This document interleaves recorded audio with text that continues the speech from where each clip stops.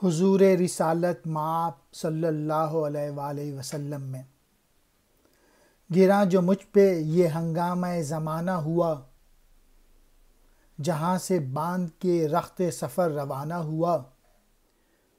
قیود شام و سحر میں بسر تو کی لیکن نظام کہنا عالم سے آشنا نہ ہوا۔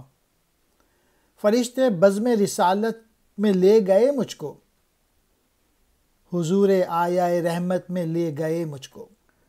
حضور کہتے ہیں خدمت میں، رسالت مآب حضور صلی اللہ علیہ وآلہ وسلم، گراں کہتے ہیں بھاری یا ناگوار، ہنگامہ زمانہ زمانے کی اذیتیں، رخت سفر سفر کا ساما، روانہ ہوا چلا گیا۔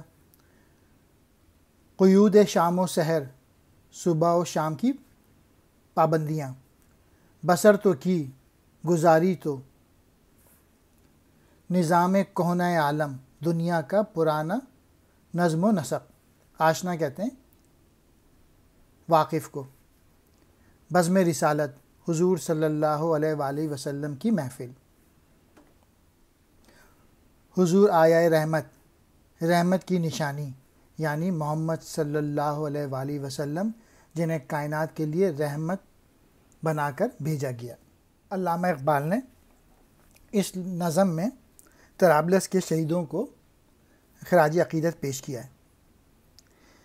اقبال کہتے ہیں کہ جب میرے لیے یہ دنیا ناقابل برداشت ہو گئی تو میں نے اپنا رخت سفر باندھ کر عالم بالا کی طرف روانہ ہو گیا، اور یہ دنیا جو صبح و شام کی قید سے عبارت ہے، یہاں پہ میں نے زندگی جیسے تیسے تو بسر کی، لیکن میں اس فرسودہ نظام سے جو ہے وہ بالکل مانوس نہیں ہو سکا۔